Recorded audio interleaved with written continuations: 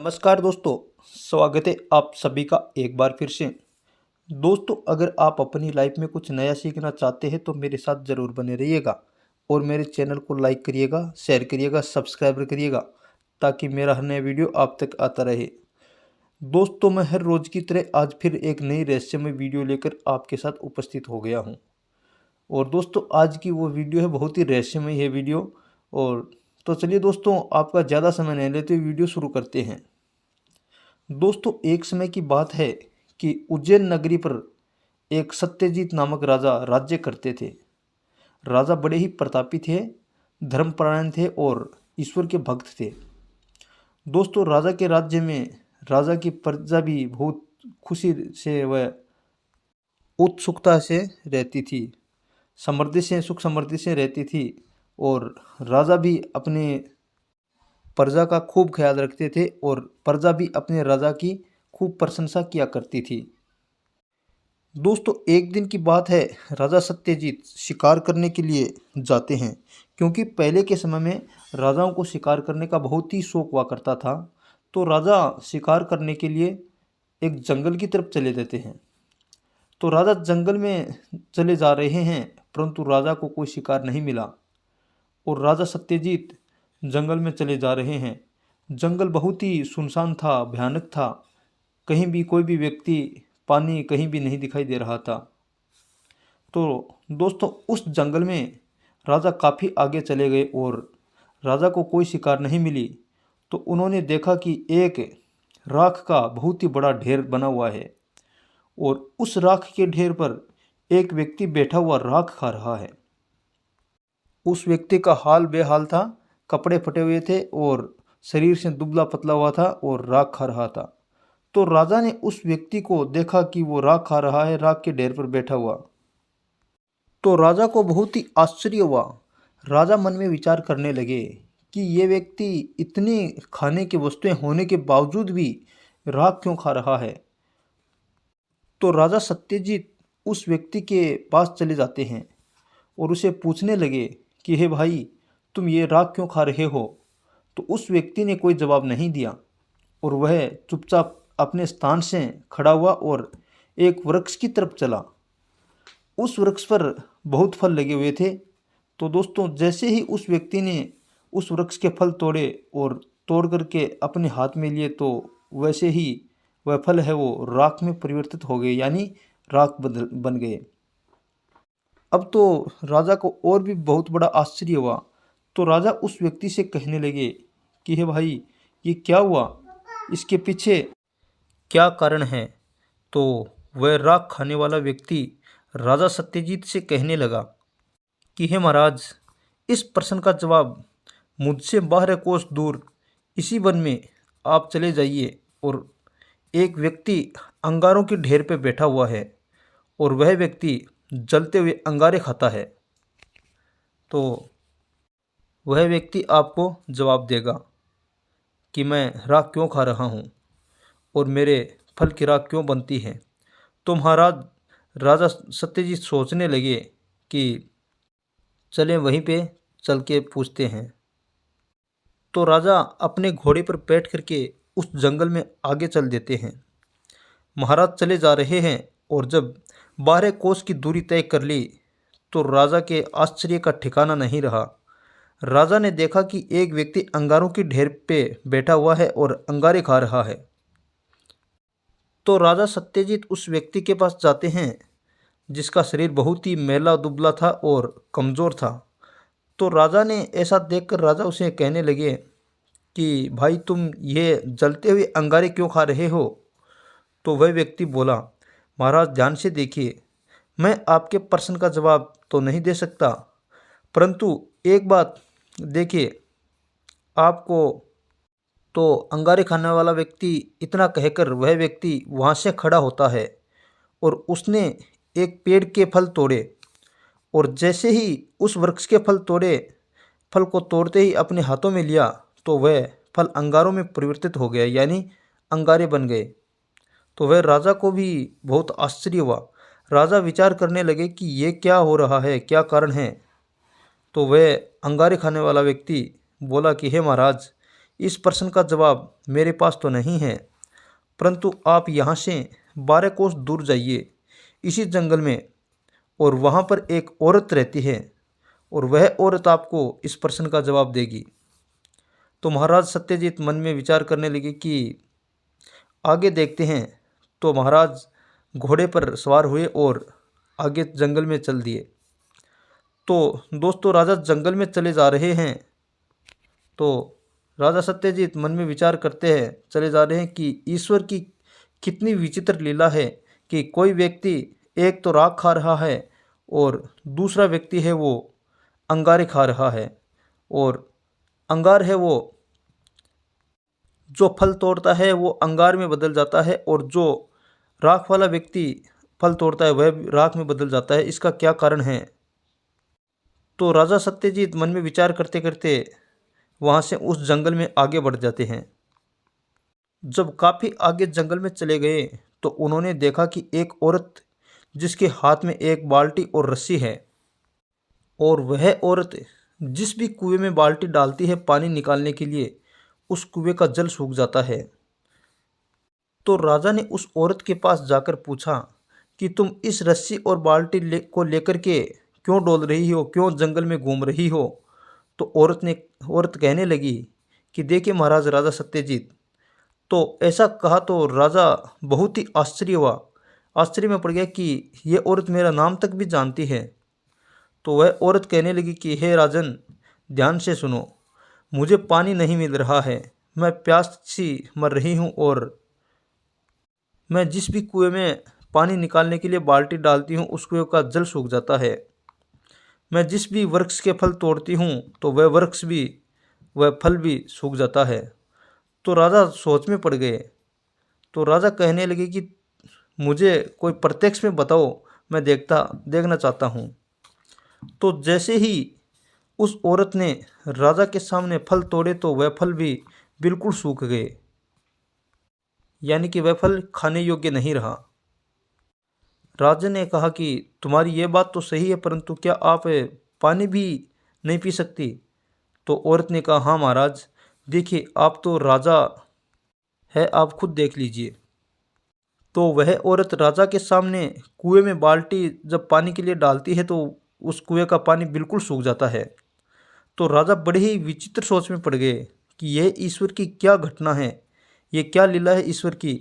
महाराज कहने लगे उस औरत से कि देखो बहन, मुझे तुमसे पहले 2 व्यक्ति मिले थे, और उन दोनों व्यक्तियों ने मुझे आपके पास भेजा है कि यहाँ से 12 कोस दूर पर एक औरत रहती है और वह औरत आपको इन सभी प्रश्नों का जवाब देगी।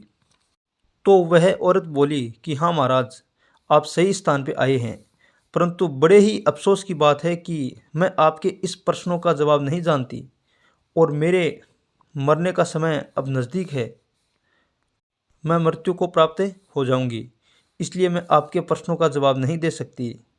मैं भूख और प्यास से मर रही हूँ, इसलिए मैं आपके प्रश्न का जवाब नहीं दे सकती।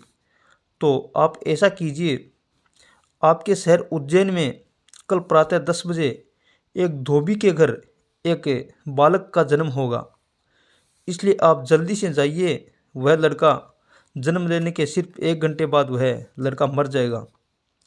तो महाराज वह बच्चा मरने से पहले आपके मन का जो भी प्रश्न है वो आपको दे देगा। तो महाराज सोचने लगे कि चलिए ठीक है, जब यह तीनों घटनाएं सही है तो हो सकता है चौथी घटना भी सही हो सकती है। तो महाराज सत्यजीत उस औरत की बात सुनकर के वापस अपनी राजधानी के लिए लौट जाते हैं। अब राजा अपनी नगरी उज्जैन में आ जाते हैं और राजा अपने 4 सैनिक है वो धोबी के घर भेज देते हैं कि देख कर आओ कि मुझे जिस औरत ने धोबी के बारे में बताया है उसकी औरत गर्भवती है क्या। तो दोस्तों राजा के सैनिक जब उसके घर जाते हैं धोबी के घर, और जाकर के पूछते हैं तो धोबी पूरी बात बता देता है कि हाँ मेरी पत्नी को आज या कल में बच्चा हो सकता है।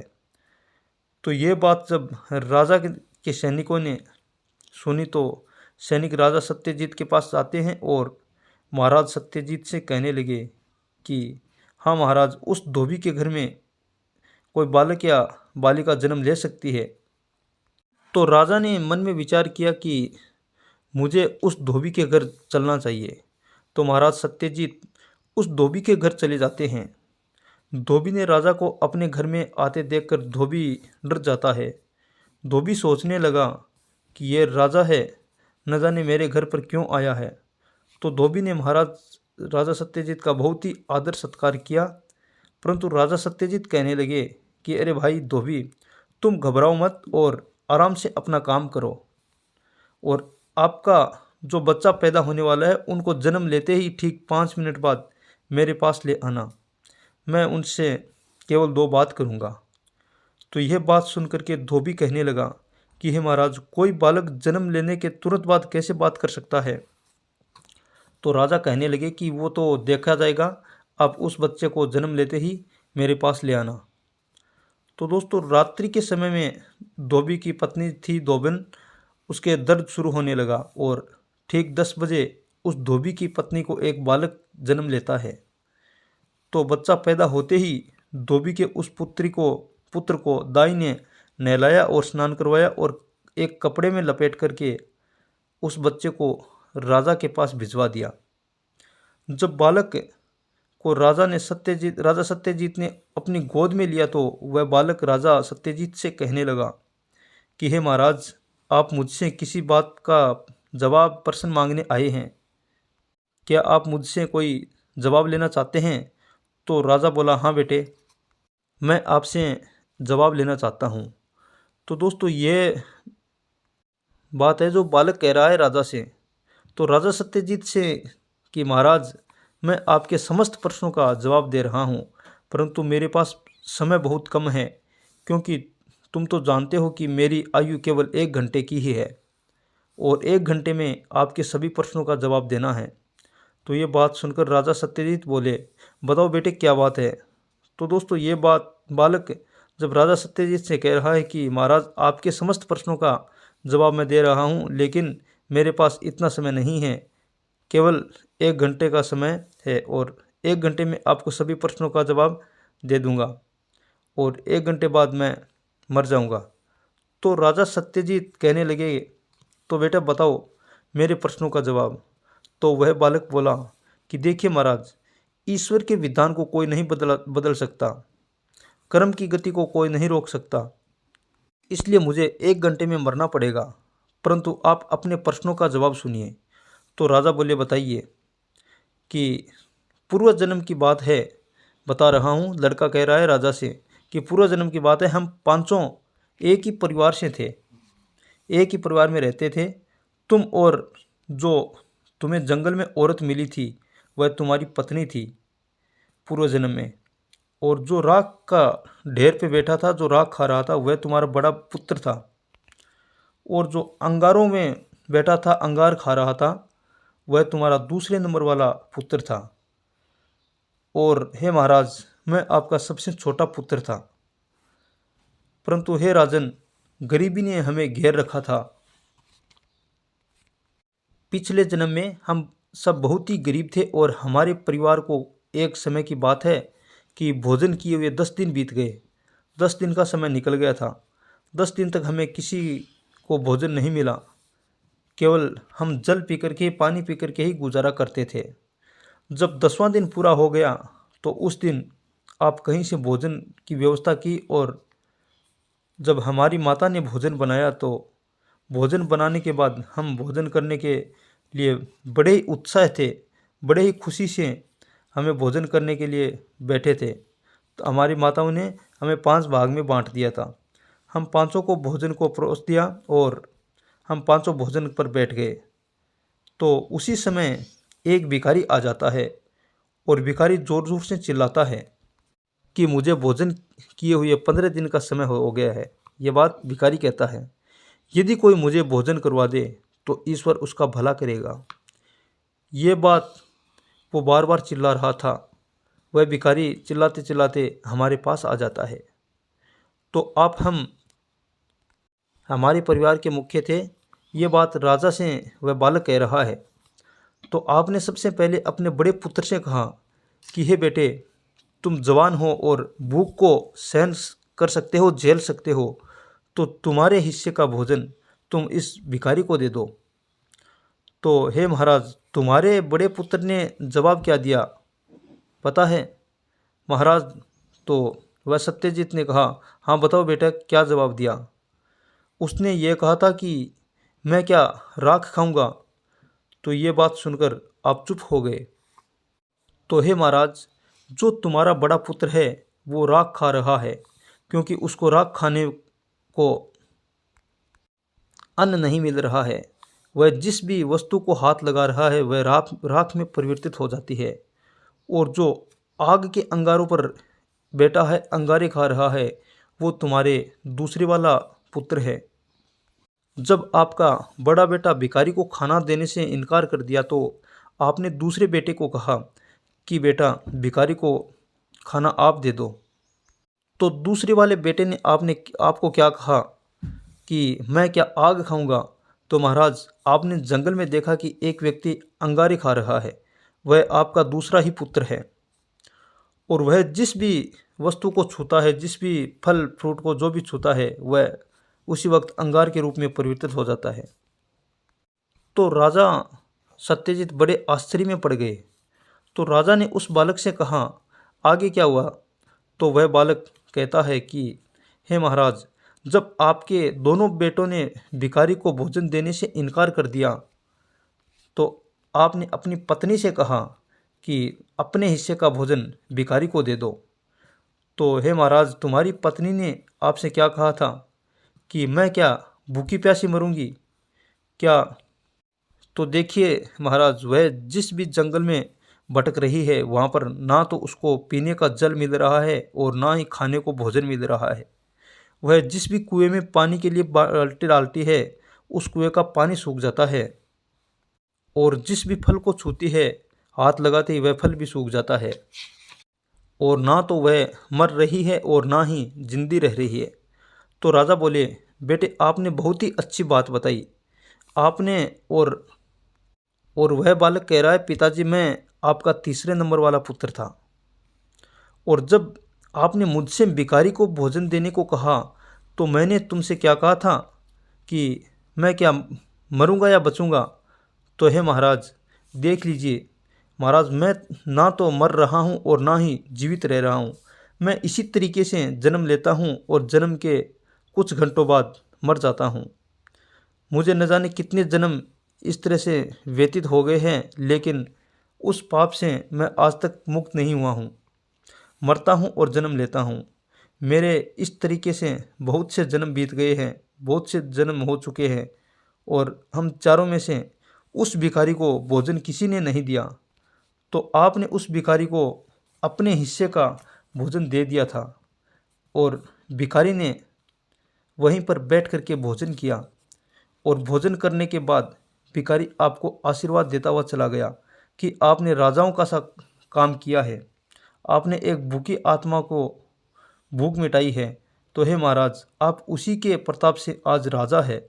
आपके आदेश में, आपकी आवाज़ में इतना दम है कि आप जो भी कुछ चाहते हो वो कर सकते हो।